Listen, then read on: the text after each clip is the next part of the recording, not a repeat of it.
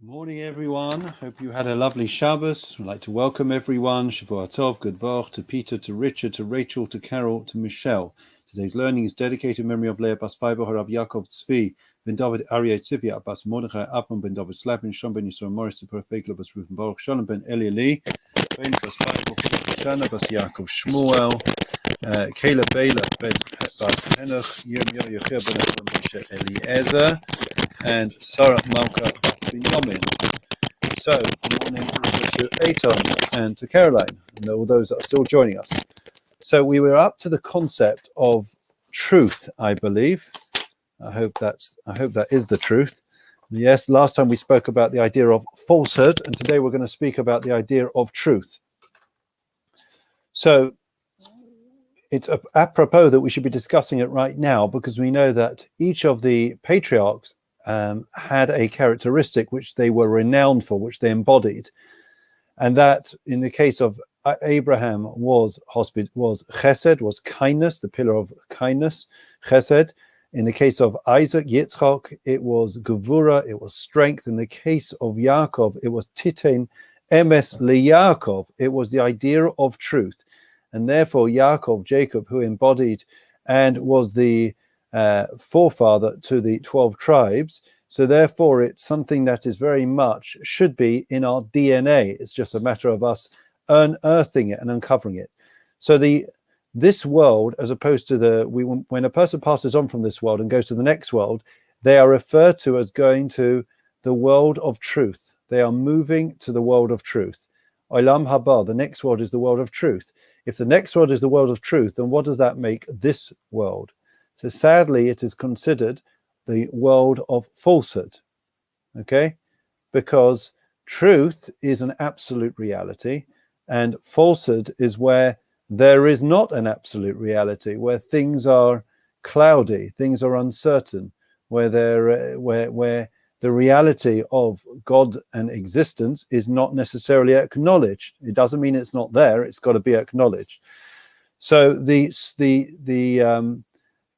so we know from our sages that the signature is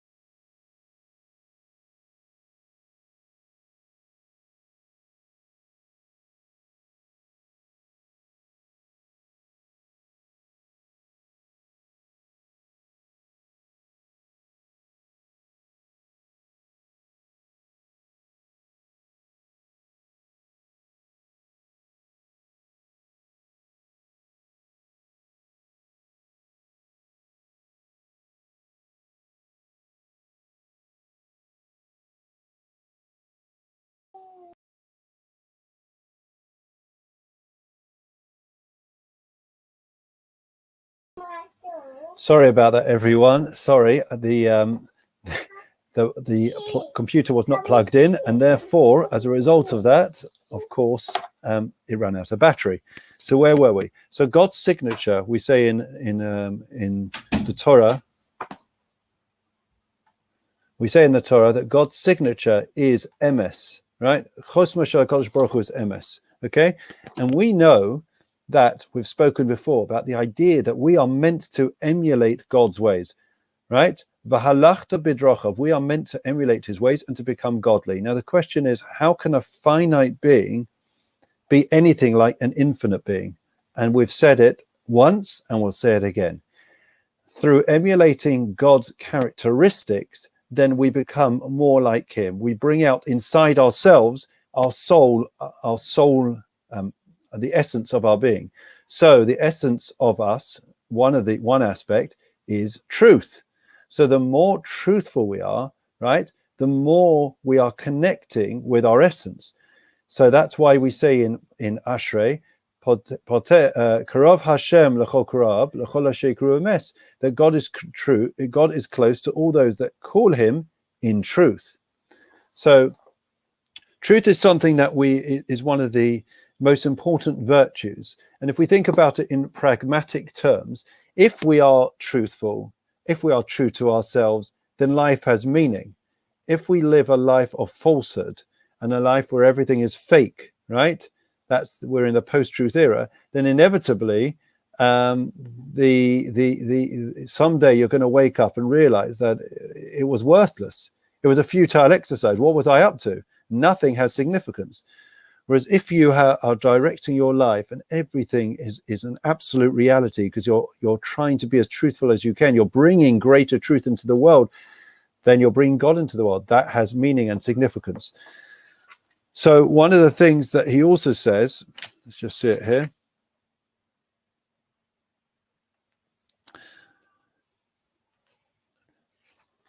Where is it? So there are exceptions. So obviously we are speaking about, we mentioned, I think last time I think we mentioned under falsehood, that there are times where there is justification and even a need to deviate from the truth. That doesn't mean that one is involved in falsehood, but there can be times where saying something in the most straight way is not appropriate. For example, if there is a private matter, right? Somebody asks you a very personal question, right? You would not necessarily have to give them a truthful answer, right? You'd be able to come up with an excuse. So similarly, we spoke about if somebody has already bought an object, right, an item, and they are now asking for your opinion. Well, are they actually really asking for you to tell them the truth? Are they asking for you to say, well, actually, that's a load, I would never spend that money, or that was a complete waste of time, or that's a really bad deal that you just made? No, they are not, right? And similarly, when we're asking about people, we can sometimes be economical about the truth. In other words, we don't need to say every downside and every failing of an individual, right? In other words, we try to find the good, and we try to speak about only in good terms. Now, obviously, the exception to that is, now when somebody is, before they have entered into a business deal, for example, and now they are asking for your opinion. What do you think about Bob? Is he you know him from when he used to work with you? Would he be somebody you'd go into business with? Now, that is a situation where you are being asked a direct question, and that has to be given. One has to address the issue and give a straight, direct, truthful answer, right? But where it is that a person's asking generally about a person or about a situation, or they've already bought something and they're just looking for affirmation about what they have done, then that does not need you to go, when you've got several options in front of you, that doesn't need you to go down the bad, negative side. One can find a good and redeeming feature in every situation. So therefore, it's as with everything, there is, generally speaking, we try to stick to the truth as much as we can. I'll tell you one story that relates to this, and that is regarding Rabbi Yaakov Kamenetsky. Rabbi Yaakov Kamenetsky was one of the great sages in Europe and in America after the war, and he was renowned. One of his outstanding virtues was the fact that he was exceptionally honest and truthful. And what happened was that one day he kept, so I think it was him or Reb Shlomo Zalman. Anyways, they gave him some gifts. It could be Reb Shlomo Zalman Auerbach. Either way, he received gifts, and each time he received a gift, he was seen going to a pawnbroker straight afterwards. The students heard about this, and they were quite offended.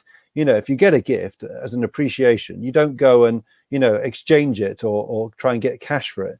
So after a few occasions of being followed and seeing what was going on, he was confronted, and they asked him why he was doing it.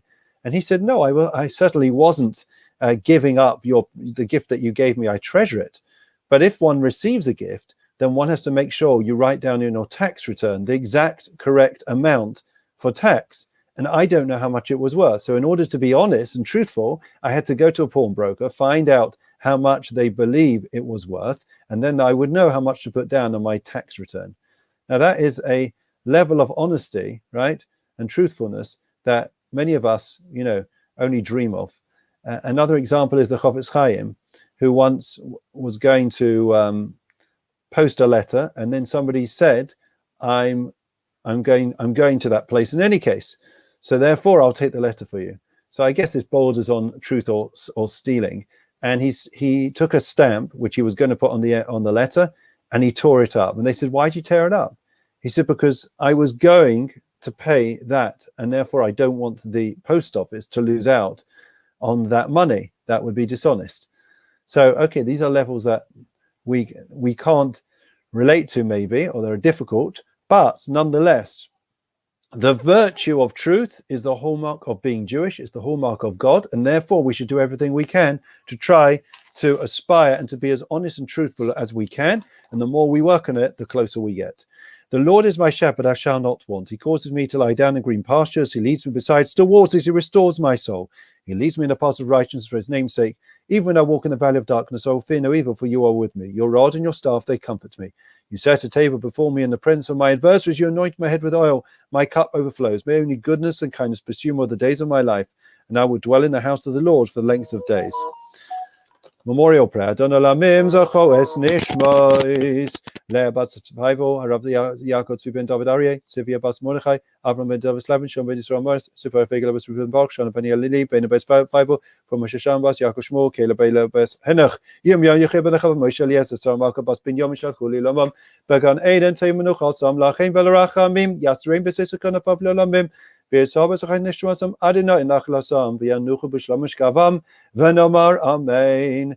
Lastly, refuah shlema for all those that are unwell. Misha Berach Havasin Rav Yitzchak Yaakov Moshe Aaron David Shlomo Yivarech Rav Etzacholim Bavusha Anam Ispalim Bavuram B'Schas HaKadosh Baruch Hu Yimalei Rachumim Aleihem Lachem Alefosam V'Yishlach Lem refuah shlema Neshamaim L'Chol Ben B'Sos Shachol Yisrael Refuah Sanefesh V'Zagav Hashvagas Makarev V'Nomar Amen. Wishing everyone a great day. Keep safe, keep well, keep truthful, and therefore please God by being truthful and honest.